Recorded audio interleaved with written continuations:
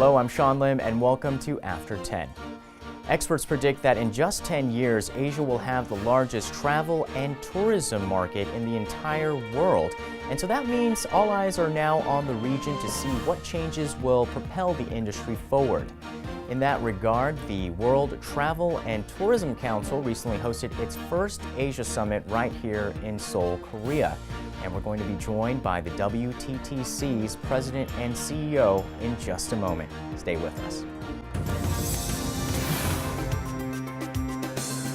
This year, the WTTC's first Asia Summit came to Seoul. WTTC, the World Travel and Tourism Council, is comprised of global business leaders in the field of travel and tourism. The WTTC Asia Summit 2013 welcomed world prominent figures, including former British Prime Minister Tony Blair. What is the driving force behind the tourism industry in Asia? We invited David Stossel, President and CEO of the WTTC, to hear more about the discussions at the forum. Well, thank you so much for joining us on After 10. It's a great honor to have you here. It's great to be here. Thank you for the invitation. Well, the World Travel and Tourism Council represents some of the biggest brands in the tourism sector. Can you tell us a little bit about what you do and whom you work with? Yes, we were set up about 20 years ago by some of the big players of the industry, Bill Marriott at Marriott Hotels, to produce research and statistical information to talk to governments about the importance of the industry in generating GDP and jobs. So primarily we're a research organisation, and with that data we then go and sit and talk to presidents and prime ministers and advocate on behalf of the industry. So a lot of your work involves working with governments and setting policies. Why is that so important to tourism? Well, we have to produce the right statistical information to sit down with presidents and prime ministers and explain to them how important as an industry we are in terms of GDP and generating jobs. And one of the things I do alongside the United Nations World Tourism Organization, who represent the governments, is we go and see presidents and prime ministers and we talk, like we're doing today, about the industry and the importance of it to their particular country. So if you can give us an example, what is one accomplishment that your organization has done so far that has really advanced the tourism sector? Well, I guess the most recent example was last year during the G20 meeting, and the G20 was held in Mexico. And the chair of the G20 took our research on visas facilitation and job creation of the industry, and took it to the main G20 meeting for a discussion. And this was in the middle of the great economic crisis that was going on in the Eurozone.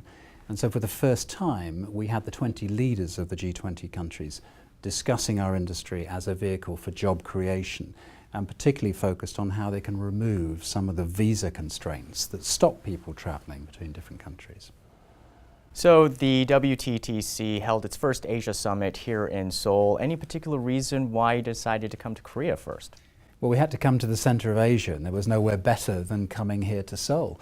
We had run one previous regional summit in the Americas before, which was part of the G20 process last year, and we were invited to come to Seoul, and we were delighted to come because Seoul is changing, or Korea is changing so fast, that we wanted to bring the world's travel and tourism leaders, both private sector and government, to Seoul to witness the changes.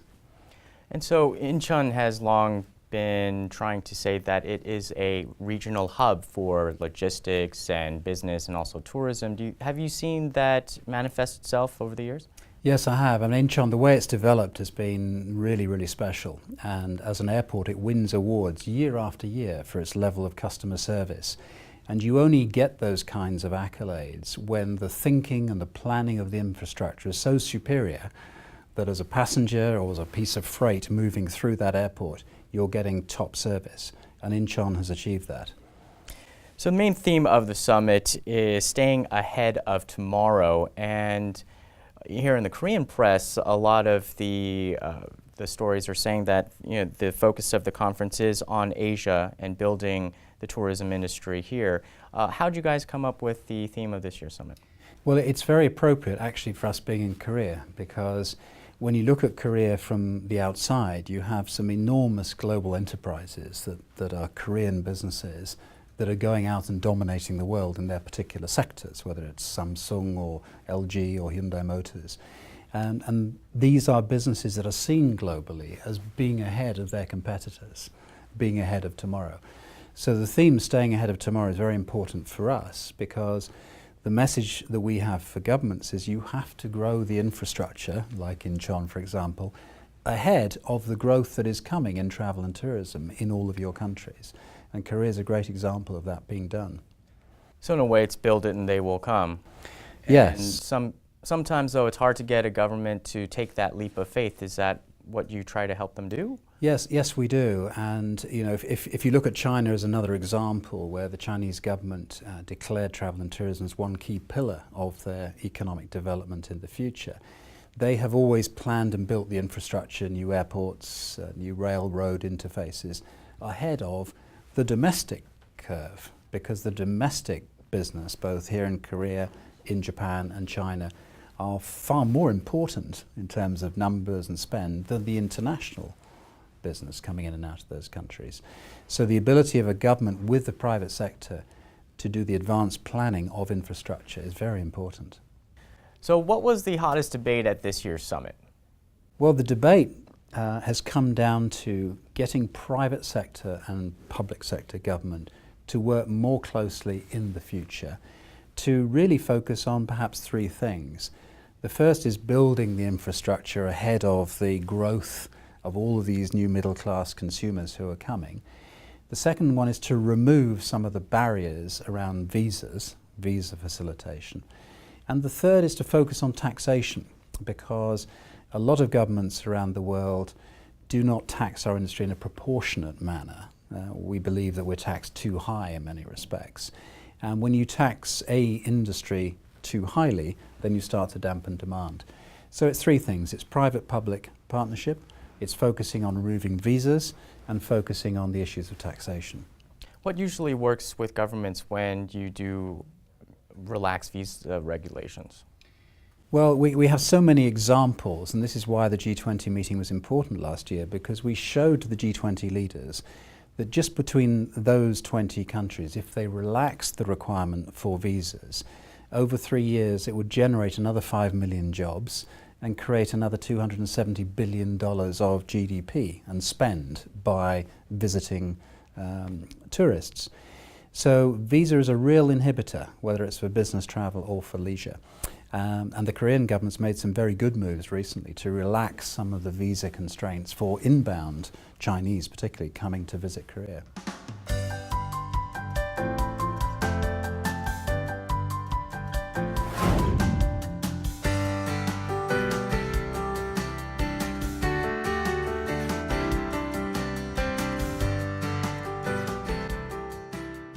So Tony Blair, the former British Prime Minister, made a very special visit to this summit. How did he first get involved with WTTC?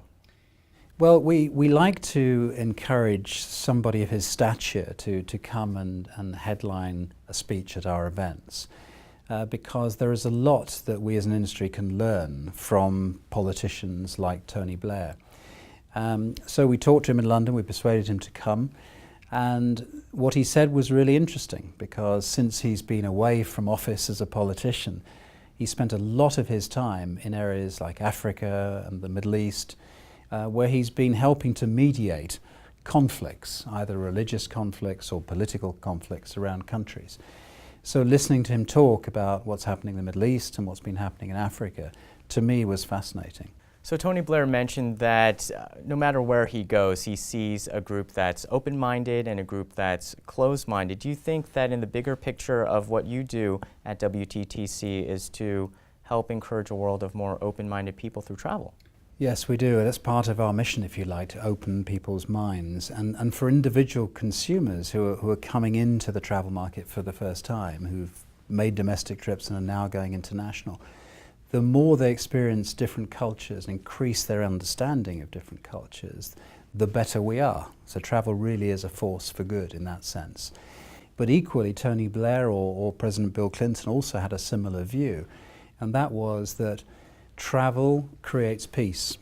The more people understand each other between different cultures and different religions and different political systems, the more people travel, the more likely you are to have peace. And peace works better than war. Let's talk a little bit more about the economic impact of tourism. You did mention how huge of a percentage it is of global GDP. Is it mainly is it a industry that spreads its wealth to many different sectors, across many different regions? Yes, it does. Because we employ so many people in the industry, about 266 million around the world, and because people have this propensity to travel, we are in effect spreading wealth around the world. And we get very concerned when people do travel to a country and don't spend money in that country, because it is part of spreading wealth around the world to certainly more underdeveloped countries, whether they're in Asia or Africa. But travel is a force for good, and it's a tremendous social benefit because it brings people who are going to spend money in your country, and they're all spending in restaurants and shops. So it's a virtuous circle.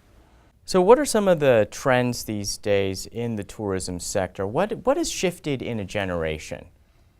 Well, the biggest shift that we see is the channels of distribution and people's propensity to book online, on the internet, and now increasingly mobile. Because if you go back perhaps 15 years or so before the internet became pervasive, you were still booking travel broadly on the telephone and talking to your local travel agent.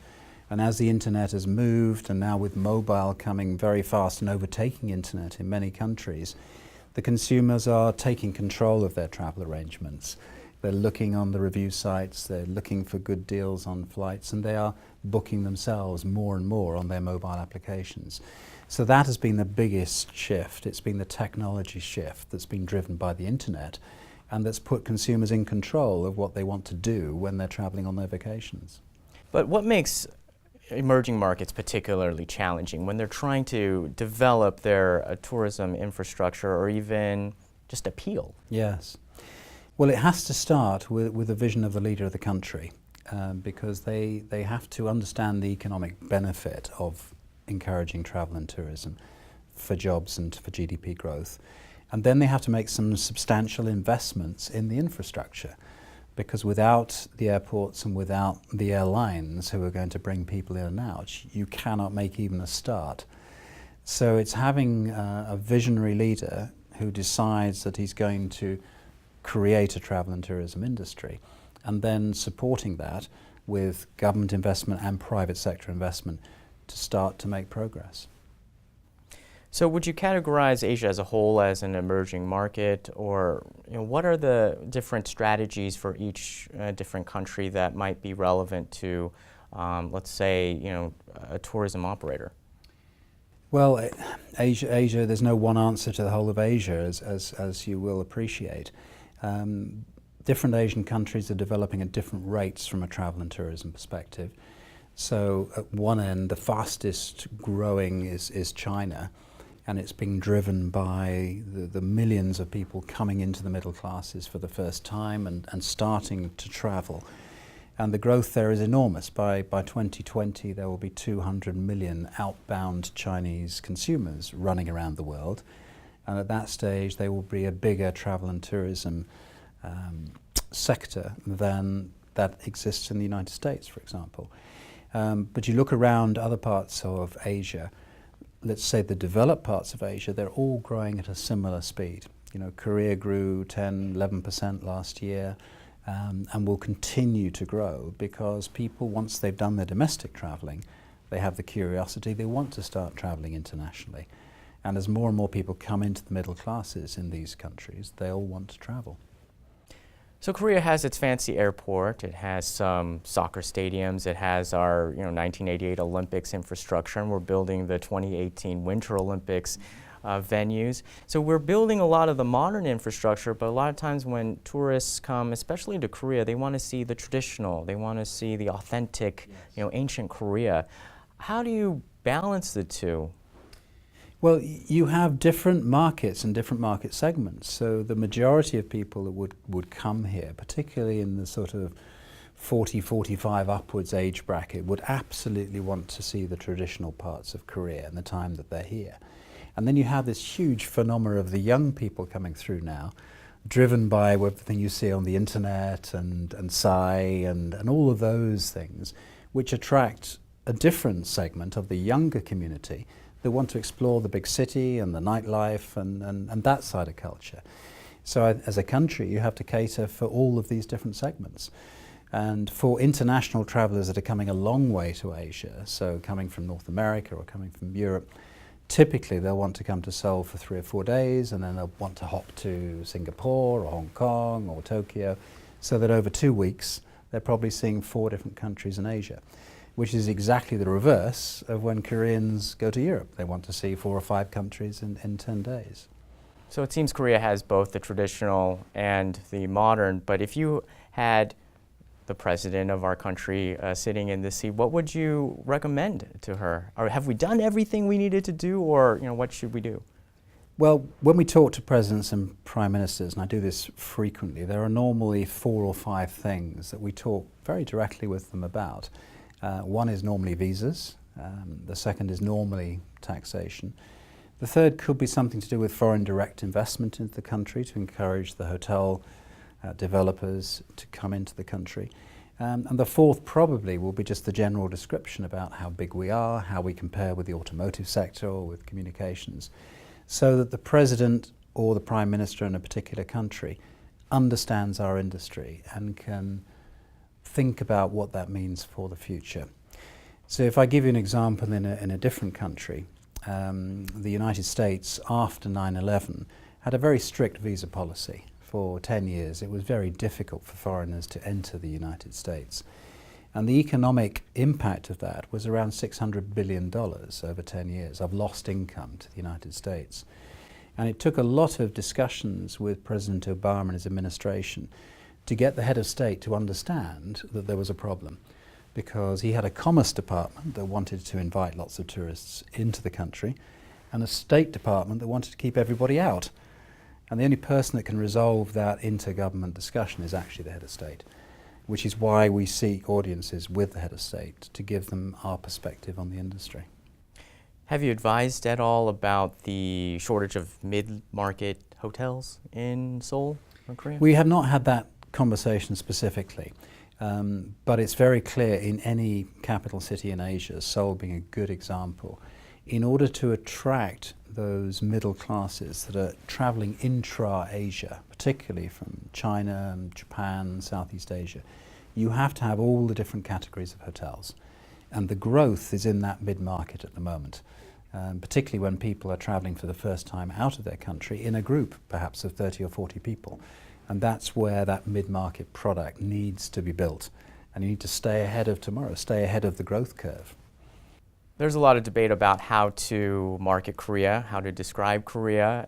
What do you find charming about our country? Well, for me to visit as a foreigner, it is the cultural aspects, it's the museums, it's the deep culture and understanding the deep culture of Korea, which is most important to me. But if you mix that up with the technology, and I'm just fascinated walking around the streets and seeing people communicating with their mobile devices and sitting at a restaurant. Nobody talks to each other anymore because they're too busy messaging their friends. But you have a wonderful mix here. And I think the Korean Tourism Organization actually does a very good job of showcasing the culture of Korea as a destination for inbound tourists.